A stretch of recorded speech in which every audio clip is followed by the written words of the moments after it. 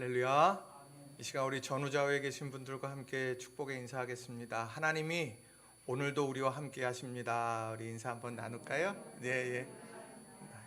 나도 당신과 함께 있습니다. 또 우리 인사합니다. 나도 당신과 함께 있습니다. 네. 힘들고 어려운 시기지만 함께 하시는 하나님, 또 함께 하시는 성도님들과 함께 우리가 이 위기 잘 극복하시고 또 하나님이 주시는 은혜의 때를 다 맞이하는 우리 모든 성도님들 다 되시길 주님의 이름으로 축원합니다. 역사를 잊은 민족에게는 미래가 없다. 이제 이런 이야기가 있지요. 그러니까 역사에 대한 깊은 관심은 역사 속에서 반복되어져 온 수많은 문제들을 해결하는 비책, 이제 그것을 역사 속에서 발견해낼 수 있다는 겁니다. 요즘 위드 코로나 시대다 이렇게 이야기를 합니다. 그리고 동시에 그 위기의 시대에 한국교회도 위기를 맞이하고 있다, 이렇게 안팎에서 이야기를 참 많이 합니다.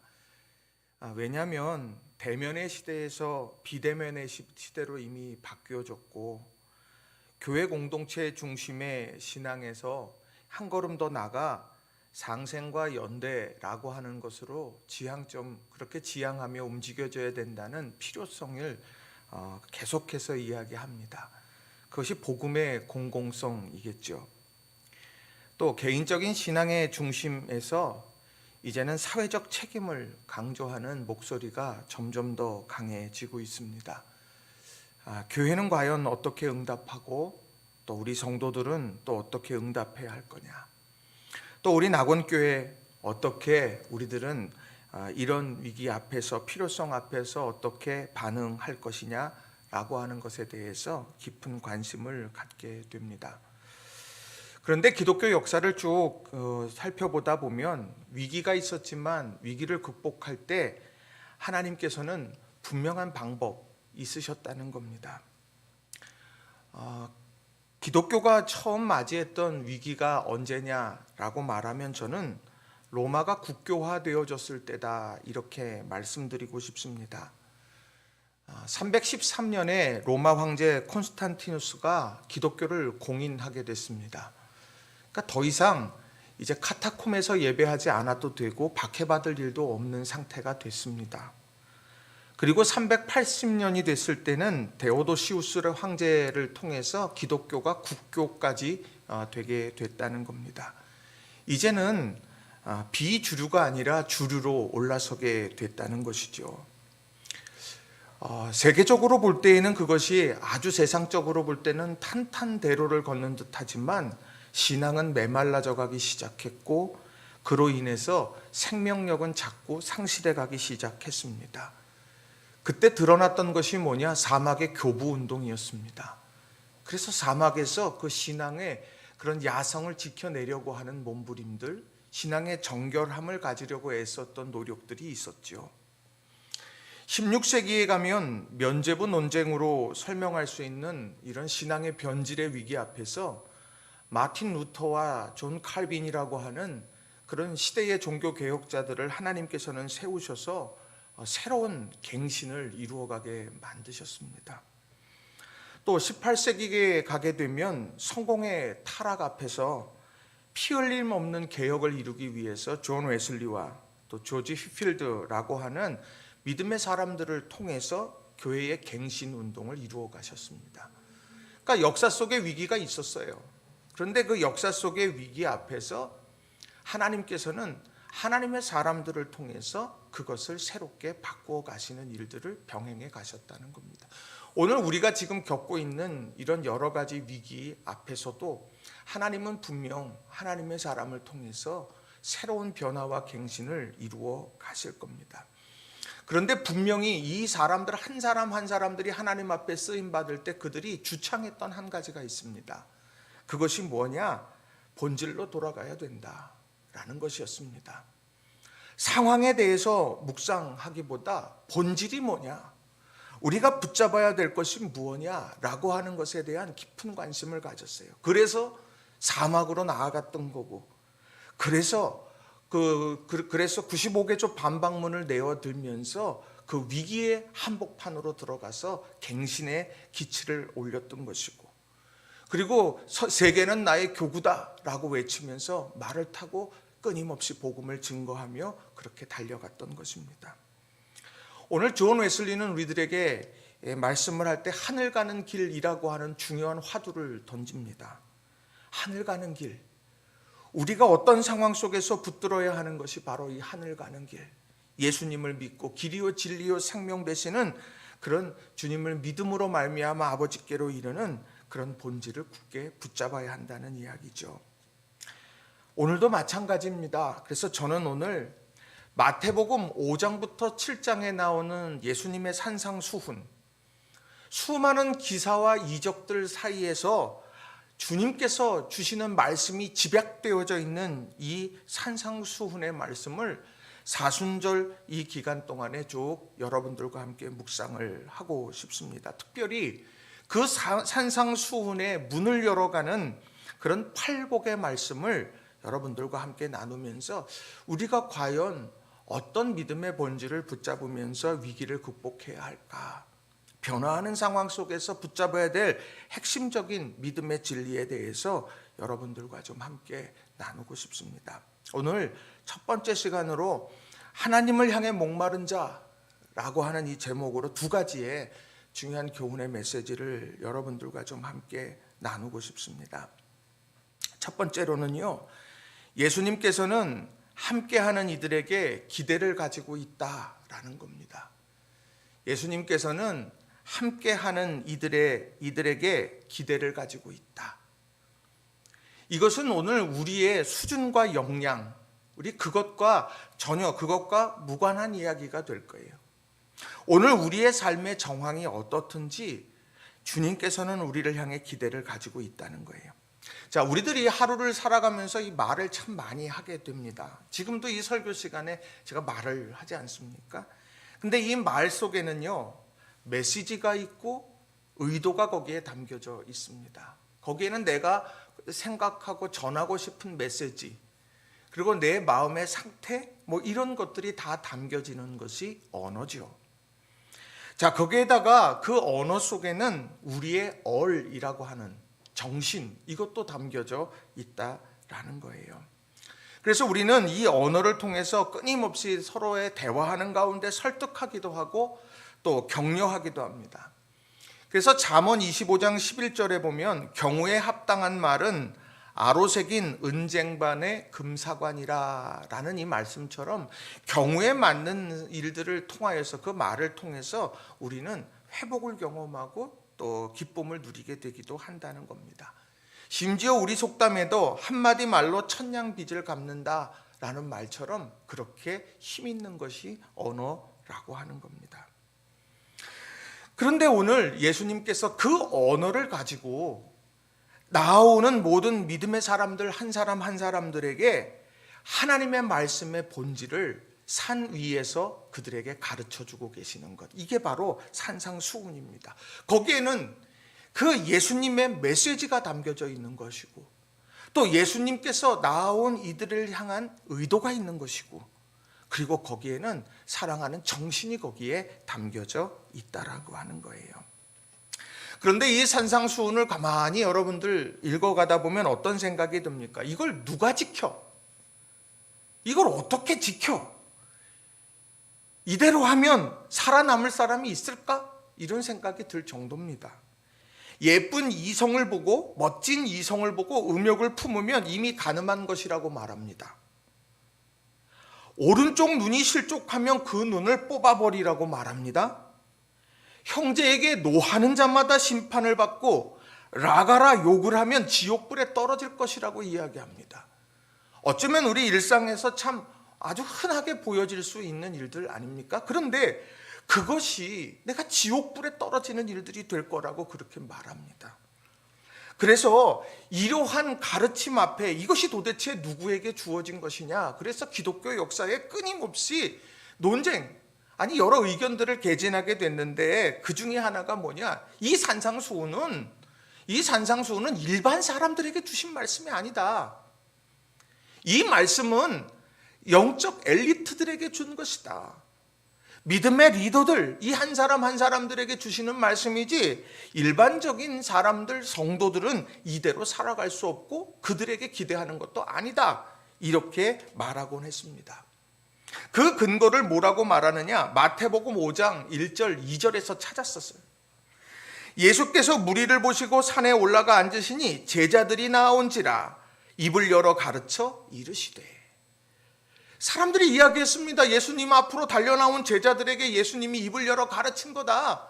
그러니까 그 제자들, 자기를 부인하고 자기 십자가를 지고 예수님을 따르는 그런 믿음의 결단과 헌신을 작정한 제자들에게 주시는 말씀이다. 이렇게 생각해 왔다는 거예요. 그런데 오늘 정말 그렇다고 한다면 오늘 예수님께서 보여주시는 삶과 전혀 다른 그런 모습이 보여지지 않습니까? 예수님의 십자가에서 흘린 보혈의 피, 이것은 만민을 위한 것이라고 말합니다. 그리고 예수님께서는 뭐라고 말합니까?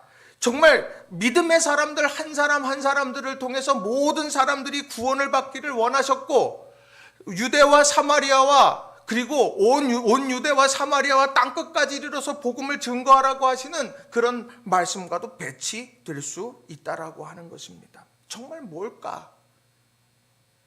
그런데 1절을 다시 읽어가다 보면 예수님의 기대와 의도를 다시 보게 됩니다. 1절을 보시면 무리를 보시고 산에 올라가 앉으시니 라고 이런 말씀이 있어요. 무리를 보시고 산에 올라가 앉으시니. 예수님께서 보셨던 건 누구냐? 무리를 보았습니다. 나온 건 제자들이지만 오늘 예수님께서는 무리를 보셨고 산에 올라가서 말씀을 전하시기 시작했어요. 정말 제자들만을 위한 메시지였다고 하면 작은 집 하나 빌려서 그 집에 들어가서 12명의 제자들을 불러놓고 그들에게만 전하면 됐어요. 산에 올라갈 이유가 없습니다. 그런데 예수님께서는 무리를 보셨고 그 모든 사람들이 넉넉히 앉을 수 있는 산으로 올라갔고 그 산에서 입을 열어 말씀을 전하실 때 제자들이 가까이 왔던 거예요. 그러니 오늘 이 말씀, 산상수훈의 말씀은 바로 무리들과 제자들 양쪽의 사람들에게 전해주신 주님의 말씀이라고 하는 겁니다. 오늘 이 말씀, 무리와 제자들에게 주시는 말씀이라고 하는 것, 이게 뭘까요? 무리는 자신의 필요를 해결해 주실 분이 주님이기 때문에 주님 앞으로 나온 사람들이 무리입니다. 제자들은 누굽니까? 자기를 부인하고 하나 주의 십자가를, 자기 십자가를 지고 예수님과 함께 고난의 길을 걷고 영광의 아침을 맞이하려고 나아가는 사람들이 제자예요. 그런데 오늘 그 무리와 제자들 모두를 향해서 예수님께서는 입을 열어 이 말씀을 증거하시더라는 겁니다. 무리에게는 어떤 의미를 가지고 있겠습니까? 지금 당장 너의 필요를 해결해 주실 수 있는 분이 주님이다. 내 약한 몸, 내 상한 몸을 치유하실 분이 하나님이 예수님이고, 그리고 내가 귀신 들려서 고통당하는 이들이 자유케 되어지는 것도 예수님으로 말미암아 할 수 있는 일이고, 오늘 내 삶의 심령의 가람을 채워주실 분도 주님이고, 이런 모든 것을 이루어 가실 분이 주님이라고 믿는 이 무리들이 한 걸음 더 나아가서 자기를 부인하고 자기 십자가를 지고 예수님과 함께 십자가의 길을 걷는 제자로 온전히 성장하기를 원하는 기대, 이 기대가 오늘 주님 앞에 있었을 것이라는 거예요. 나온 제자들을 향한 기대도 있었을 것입니다. 이미 제자로 헌신했습니다. 이미 제자로 삶을 살아가기로 했습니다. 그러면 그들에게 이 길에서 완주해 갈 수 있는 그런 가르침, 이것을 생각하며 바로 산상수훈의 말씀을 증거했을 거라는 거예요. 오늘 이 시대에도 무리와 제자들은 언제나 공존합니다. 이 무리와 제자들 모두에게 주님께서는 기대를 가지고 계시다는 것을 우리는 기억해야 한다는 거예요. 내 필요 때문에 주님을 믿는 것 당연한 겁니다. 내가 주님께 의지하고 주님의 도우심을 구하면서 나아가는 것, 그건 당연한 거예요. 그런데 그 필요를 넘어서 소명과 사명으로 나아가는 믿음의 성장, 주님께서는 그걸 기대하고 계시는 거예요. 나는 이미 주님께 헌신하며 달려가는 믿음의 사람들이 있습니다. 그런데 그 사람들에게 끊임없는 유혹이 있고 끊임없는 세상의 위협이 있습니다. 그러나 끝까지 그 모든 것을 이겨내며 완주해 가도록 하는 그런 기대가 주님에게 있다는 거예요. 오늘 그 기대가 우리를 향해 있다는 사실들을 여러분 마음에 깊이 새기시면서 믿음의 길을 힘있게 가시고 성장해 가시는 우리 낙원의 모든 성도님들이 다 되시길 주님의 이름으로 간절히 축원합니다. 말씀을 준비하면서 이 산상수훈의 말씀들을 쭉 보았습니다. 여러분들 그 성경 통독 이제 이번 주면 다 끝나게 될 텐데 잘하고 계시죠? 네. 예전에 성약 성경 통독할 때랑 또 이번에 통독할 때랑 늘 똑같던가요? 저는 좀 다르더라고요. 그 전에 그냥 스쳐 지나갔던 말씀들이 이번에는 좀 더 다르게 다가왔어요. 특별히 이 산상수훈의 말씀이 저에게는 아주 색다르고 다른 의미를 가지면서 이렇게 왔습니다. 이 산상수훈의 이 전체적인 것 5장부터 7장에 나오는 말씀을 쭉 보니까 세 단계로 나누어지더라고요. 첫 번째 단계는 무엇이냐? 바로 팔복의 말씀. 이 팔복의 말씀이 먼저 이제 시작되더라는 거죠. 5장 1절부터 12절까지 팔복의 말씀이 쭉 기록이 됩니다. 이 팔복의 말씀에는 보면 행복, 복된 삶이 뭐냐 이걸 참 이야기를 쭉 합니다. 어떻게 사는 것이 복된 걸까?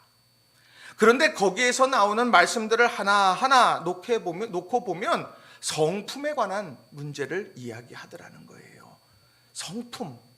주님 앞으로 나온 그런 무리들이든지 제자든지 이 사람들 한 사람 한 사람들의 성품에 대한 변화, 그것을 지향하고 있습니다. 그리고 13절부터 16절까지에 나오는 말씀을 보니까 존재에 대한 말씀을 하시더라고요. 세상에서 어떤 존재로 살 거냐? 한마디로 너희는 세상의 빛이고 너희는 세상의 소금이다. 이런 말로 요약할 수 있는 존재.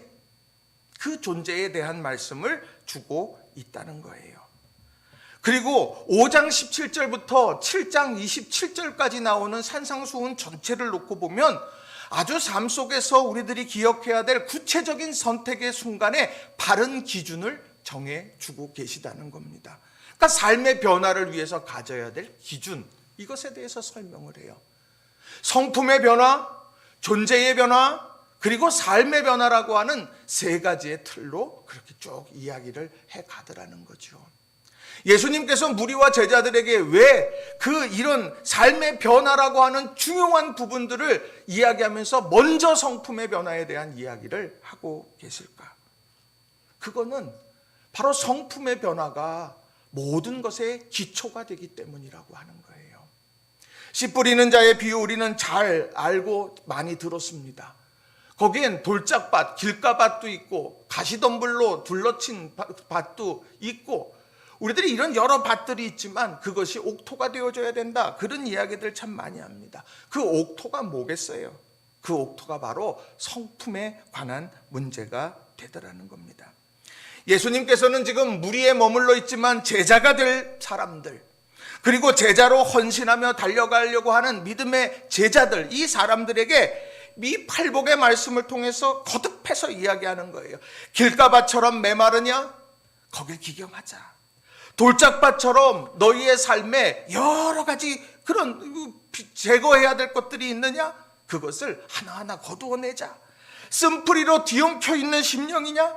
갈아엎어서 새롭게 만들어서 이제 존재의 변화를 이루어가고 삶의 변화를 이루어가는 믿음의 사람들이 되자. 이렇게 말씀하고 있다라고 하는 거예요.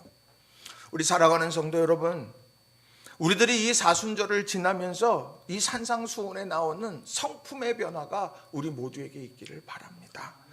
우리의 삶에 가만히 놔두면 밭에 돌이 생기고 쓴뿌리가 생겨가고 이렇게 되는 것처럼 우리의 신앙생활, 우리의 삶의 모습들은 보면 끊임없이 관리하지 않으면 끊임없이 변질되고 끊임없이 쓴뿌리들이 생겨나기 마련입니다. 상실감이 내 마음을 움츠려들어요. 그리고 세상에 두려움이 엄습해지면서 위축되기도 해요. 관계 속에서 내가 힘들고 어려운 상처들이 곳곳에 녹아지게 될 때가 참 많습니다. 바라기는 우리 성도님들 한 분 한 분이 주님께서 우리를 향해 기대하고 계시다는 사실을 잊지 마시고 우리 삶에 팔복의 말씀을 하나하나 읽어가면서 또 그것을 실천해가면서 우리의 신앙이 온전하게 회복되어지는 이 사순절 절기 우리가 맞이할 수 있게 되기를 주님의 이름으로 간절히 축원합니다. 두 번째로는요, 빈그릇 신앙이 되어야 한다라는 겁니다. 빈그릇 신앙이 되어야 한다.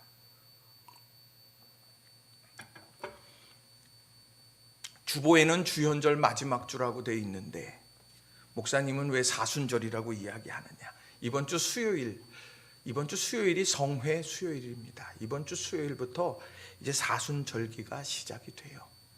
이 사순절 절기 여러분 어떻게 지내시겠습니까? 부활절을 준비하는 그런 기간이다. 40일 동안. 단순히 그렇게 생각하십니까? 여러분 이 40일 동안 우리의 삶에 이런 비워낼 것 비워내고 또 채울 것 채우는 그런 아름다운 날들로 만들어가는 우리 모든 성도님들이 다 되시기를 바랍니다. 그 중에 하나 그런 아름다운 의미 있는 40일을 지날 때 여러분 우리의 마음속에 빈그릇 신앙이라고 하는 것을 새겨 넣었으면 좋겠어요. 자, 마태복음 5장 3절 말씀을 보시면 이렇게 이제 말씀합니다. 첫 번째 팔복의 말씀이에요. 심령이 가난한 자는 복이 있나니 천국이 그들의 것임이요 라고 말해요. 심령이 가난한 자가 복이 있다. 이것이 무엇일까요? 지금 예수님을 쫓아서 달려나왔던 지금 산에 함께 있는 사람들, 그 사람들은 이미 상처투성입니다. 이미 삶에서 고통 가운데 있어서 그것을 해결하려고 나온 무리들이 대부분이었습니다. 그런데 삶도 가난하고 힘들고 녹록치 않은데 심령조차 가난하라? 심령조차 가난한 것이 오히려 복되다? 라는 이 말씀이 도대체 무슨 의미가 있겠습니까? 지금 내 삶의 처지만 생각해도 힘든데 심령까지 가난하다니요. 그런데 이 말씀 속에는 아주 중요한 의미를 가지고 있어요. 여기에 사용된 가난한 사람이라는 말은 프토코스라는 말을 씁니다. 이 프토코스라고 하는 이 말은요, 비참한 상태로 구걸하는 자라는 뜻을 가지고 있어요. 비참한 상태로 구걸하는 자. 비참한 상태는 지금의 내 모습이라면 구걸한다라고 하는 이것은 문제를 해결하기 위해서 나아가는 걸 이야기하는 거죠. 이 길 아니면 안 되고 이 사람 아니면 안 되고 이 방법 아니면 안 된다. 우리 그렇게 되는 부분들 있지 않습니까? 그런데 오늘 사람을 향해서든지 세상을 향해서든지 우리들의 계획을 대해서든지 우리는 그것에 대해서 구걸하듯 우리가 그것에 대해서 이것 아니면 안 된다고 말하듯 하는 그런 여러 가지 것들이 있지만 신앙 가운데서 가장 복된 것은 바로 비참한 상태 가운데에서 주님 아니면 안 됩니다라고 하는 그런 마음, 주님의 은혜 아니면 안 됩니다라고 하는 이 마음, 이것이 복된 마음의 출발이라고 이야기를 하고 있는 거예요. 저는 그것을 빈그릇 신앙이라고 표현하고 싶어요. 빈그릇이 어떻습니까? 우리는요, 그릇을 만드는 것, 이것이 신앙생활이라고 우리는 생각할 수 있습니다. 크기가 커지는 것도 중요해요. 그리고 그 그릇이 깨끗한 것도 중요합니다. 실제로 그런 말씀들이 있어요. 그런데 중요한 것은 계속해서 채워져 있으면 아무것도 담을 수 없다는 거예요. 여기서 채워진다는 것은 날마다 공급되어져 있는 채워짐이 아니라 바로 채워진 채로 그대로 굳어 있는 것. 내가 왕년에는 이렇게 했어. 내가 왕년에는 이렇게 내가 헌신했어. 내가 왕년엔 이렇게 뜨거웠어. 이런 왕년에 사로잡혀서 채워져 있는 채로 그대로 머물러 있다고 하면 더 이상 아무것도 담을 수가 없는 거예요. 빈 그릇이 된다. 이건 뭐겠습니까? 채워진 것을 자꾸 나누어 갈 때 빈 그릇이 되는 것 아닙니까? 내가 경험했던 은혜들, 내가 하나님이 주셨던 은총과 그런 사랑, 이런 것들을 자꾸 비워내게 될 때 우리의 그릇은 빈 그릇이 되고, 그 빈 그릇이 된 우리의 삶을 주님 앞에 의탁하며 주님 은혜로 채워주세요. 주님 은총을 부어주세요. 이렇게 우리는 담아가려고 노력하고 애쓰는 것. 이게 바로 빈그릇 신앙이라는 거예요.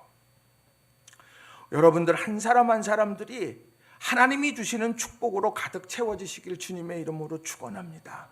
그럼 그것을 자꾸 흘려보내셔야 되는 거예요. 그리고 그 은혜를 자꾸 흘려보내시고 비워질 때 주님께 간구하는 마음, 사모하는 열망들이 생겨나고, 그리고 그 안에 다시 주님께서 채워주시는 축복이 있게 된다라는 겁니다. 돈이 많은 것이 복이 아닙니다. 그 복을 통해 하나님을 위해 쓸 수 있는 사람이 진짜 복된 거예요. 권세가 높은 것이 복이 아닙니다. 그 권세로 가난한 자, 아픔이 있는 자를 보호하려고 또 섬기려고 하는 것, 그게 진짜 복된 삶이 된다라는 거예요. 시편 119편 56절에 이런 말씀이 있어요. 내 소유는 이것이니 곧 주의 법도들을 지킨 것이니라. 내 소유는 이것이니 주의 법도들을 지킨 것이니라. 오늘 이러한 삶을 살아가려면 첫 번째 가져야 될 성품이 뭐냐? 프토코스 투 푸뉴마. 바로 오늘 내 심령이 가라앉아가 되어져야 된다는 겁니다. 내가 지금 빈 그릇으로 이것을 채울 수 있는 분은 주님입니다. 그 은혜로 채우기를 원합니다. 나는 하나님에 대해 갈망합니다. 나는 은혜에 대한 갈망이 있습니다. 이렇게 나아가는 것, 이것이 무엇보다 필요하다라고 하는 거예요. 어렵고 힘든 시기를 지납니다. 코로나19 시대 힘들고 어렵죠. 근데 하나님에 대한 은총에 대한 가람이 우리에게 사라져버리면 안 돼요. 시편 42편 1절에 보니까 시편 기자가 이렇게 말하죠. 하나님이여, 사슴이 시냇물 찾기에 갈급함같이 내 영혼이 주를 찾기에 갈급하나이다. 목마른 사슴이 시냇물을 찾는 갈망함. 또 시편 131편 2절에 보면 실로 내가 내 영혼으로 고요하고 평온하게 하기를 젖된 아이가 그의 어머니 품에 있음 같게 하였나니 내 영혼이 젖된 아이와 같도다. 어머니 품에 안겨 심장의 박동 소리를 듣고 있는 젖된 아이, 다른 그 누가 대체할 수 없는 어머니의 품, 그 품에 있기를 소망하는 젖된 아이의 그 간절한 마음이 우리에게 있어야 된다라고 하는 거예요. 이런 갈망함으로 오늘 이 위기의 시대를 헤쳐나가는 우리 성도님들이 다 되시길 주님의 이름으로 부탁을 드립니다. 사실 우리는 갈망함이라는 것은 다 가지고 있습니다. 저는 이제 물건을 하나 살 때 시간을 굉장히 오래 투자를 합니다. 제가 이번에 감신대 개건 교수가 딱 되면서 2년 임기에 이제 감신대 개건 교수로 이제 1년을 지났는데, 아이패드를 이번에 하나 제가 좀 샀어요. 아이패드를 샀는데 왜 샀느냐? 이제 늘 이제 종이로 출력하다 보니까 이 환경 문제도 그런 것 같고, 또 그리고 거기에다가 이제 이렇게 종이로 출력 안 해도 되니까 좀 편리한 면도 있고, 그래서 이제 그거를 이제 하나 구매를 이렇게 좀 했어요. 그런데 애플에서 그런 이제 일들을 하나 합니다. 뭐냐면 교원들에게 이제 할인해 주는 그런 일들이 있습니다. 그래서 제가 이렇게 놓고 보는데 저희 딸아이가 아빠 그게 있어, 그렇게 이제 저한테 이야기를 해서 제가 이제 그걸 쭉 찾아봤어요. 그랬더니 재직증명서가 있으면은 할인을 이렇게 왕창 해준대요. 그래서 제가 또 저도 사람인지라 기왕에 이제 사는데, 그래서 감신대에다가 이렇게 여직원한테 전화를 이렇게 했어요. 그러면서 재직증명서가 하나 필요합니다. 그랬더니 학교에서 교수님 안 돼요. 저기 강사분들에게는 강사 경력 증명서밖에는 못 띄워드려요. 그렇게 이야기를 하는 거예요. 그래서 살짝 서운한 감이 이렇게 밀려들었어요. 그래서 이렇게 이야기하면서 그러시군요. 그러면서 제가 거기에다가 이야기를 하면서 내가 이 아이패드를 하나 사려고 그러는데 이런 재직증명서 하나 띄워주면은 거기서 할인을 해준대요. 유유 이렇게 하고 보냈어요. 그랬더니 나중에 이 여직원이 갑자기 며칠 지나가지고 갑자기 저한테 카톡을 틱 보내왔어요. 교수님, 저희 그 부장님이요 재직증명서 띄워주실 수 있대요. 그래서 제가 이따가 아 그래요? 감사해요. 아 그러면서 저보고 그 부장님께 전화해가지고 설명 한번 다시 해주세요. 그랬는데 갑자기 여러 생각이 드는 거예요. 이렇게까지 하면서 사야 되나? 이제 이런 생각이 드는 거예요. 이렇게까지 하면서 그래서 고민하다가 놔뒀어요. 그랬더니 갑자기 메일이 하나 틱 왔어요. 교수님 안녕하세요. 이렇게 보내드리면 될까요? 그렇게 하고 딱 재직증명서가 왔어요. 그게 얼마나 고마워요. 감사합니다. 그렇게 난 다음에 갑자기 제 머릿속에 떠오르는 사람이 그 여직원이었습니다. 아, 이 여직원에게 어떤 고마움을 전해야 될까? 그래서 카카오톡에 이모티콘을 찾아서 제일 귀엽고 예쁜 걸로 띠딕하고 쏘았더니 그 여직원이 갑자기 그냥 입이 이만해지는 걸 보내와가지고 뭐 교수님 감사합니다. 당연히 제가 할 일을 했는데요. 뭐 그래서 그래도 고마운 건 고마운 거예요. 그래서 이제 이렇게 쭉 보냈어요. 이런 과정을 거쳐서 딱 이제 그룹에서 이제 여러 이제 그 동영상 작업도 하고 이제 그런 걸 이제 진행할 건데 중요한 건 그런 걸 하나 구매하게 될 때 저는요 막 여기가 쌀까 이게 쌀까 단박에 이렇게 결제하는 경우가 거의 없어요. 가격 비교하다가 밤을 새요. 여기가 싸냐 저기가 싸냐 무료 배송이냐 아니냐 뭐 이런 걸 다 이렇게 따져 봅니다. 어디 그거 하나뿐이 아니에요. 어린아이들 저희 아이들 어렸을 때 디지털 카메라 하나 사는데 가격 비교 검색하고 그냥 밤새 하면 집사람이 샀어요? 그러면 아니. 다음날 지나 샀어요? 아니. 뭐 하고 있어요? 이것도 좋은 것 같고 이것도 좋은 것 같고 근데 이걸 똑같이 저희 큰아이가 그러고 있더라고요. 뭘 하나 사면 계속해서 그걸 이렇게 찾아요. 근데 말씀 준비하는데 이 갈망함 하는데 그 생각이 나더라고요. 갈망함. 우린 그 갈망함이 있어요. 어느 것 하나 사려고 하면 밤새워서 어느 게 더 싼가 이게 좋은가 저게 좋은가 그냥 막 고민해요. 또 우리 갈망함도 있죠. 연애하는 사람들 어떻습니까? 눈에 뭐가 씌었다 그래요? 콩깍지가 씌었다 그래요. 그러면서 만사 제쳐놓고 피곤한 몸 언제 피곤해요? 보고품에 달려가가지고 그냥 만나서 수다 떨고 막 그러는 것 아닙니까? 코로나19 사회적 거리두기 백날 외치면 뭐예요? 연인들은 붙어 다니고 있는데 다 보면 그렇잖아요. 잠을 자고 깨어 있어도 우리의 마음을 사로잡고 있는 것 그게 우리에게 있어요. 근데 빈 그릇이 되려면 어떻게 해야 되겠습니까? 그 갈망을 비워내야 되는 거예요. 그 갈망을 비워내야 돼요. 그리고 그 비워낸 자리에 하나님의 은혜로 채워야 한다는 겁니다. 제가 목회하면서 만난 참 많은 아주 존경할 만한 그런 많은 분들이 있어요. 그 중에 제가 부목사로 사역하면서 저희 교구에 있던 한 권사님을 제가 잊지 못합니다. 이분은 강화도 끝자락인 양오리라고 하는 곳에서 일산까지 이제 교회를 출석하시는 권사님입니다. 이분은 속장님이셨어요. 그런데 이분은 교회에 한 번 오려고 하면 가고 오는데 왕복 3시간 이상이 걸립니다.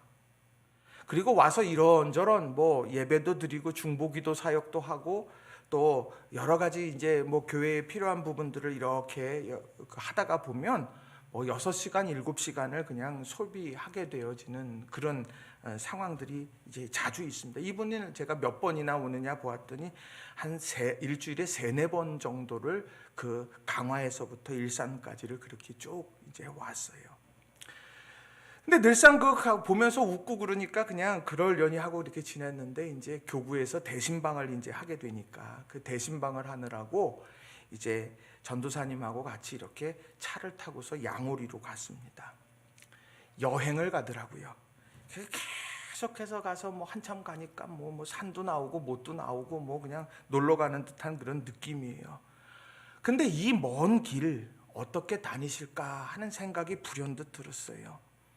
그 권사님 그래서 가서 신방을 하면서 그런 얘기를 했습니다. 권사님 우리는 1년에 한 번 이렇게 와서 신방하는데 권사님은 이 길을 일주일에 그렇게 많이 오시는데 얼마나 힘들고 어려우세요. 그리고 이거 목사가 할 얘기는 아니지만 기름값은 어떻게 감당해요? 제가 웃으면서 이제 그런 얘기를 이렇게 했어요. 그랬더니 그분이 이야기를 하는 겁니다. 목사님, 내가 하나님의 은혜를 체험하고 나니까, 그리고 내가 그것을 오늘 예배의 자리에서, 기도의 자리에서 채워진다고 생각하니까 저는 그건 더 이상 문제가 되지 않아요. 내가 쭉 달려가면서 내가 그 자리는 찬양 콘서트의 자리가 돼요. 그리고 내가 좋으니까 그 강화도에 살고 있는 그런 여러 교인들이 있는데 그 교인들 다 불러가지고 한 차에 태워가지고 같이 가면서 간증을 나누고 그래요.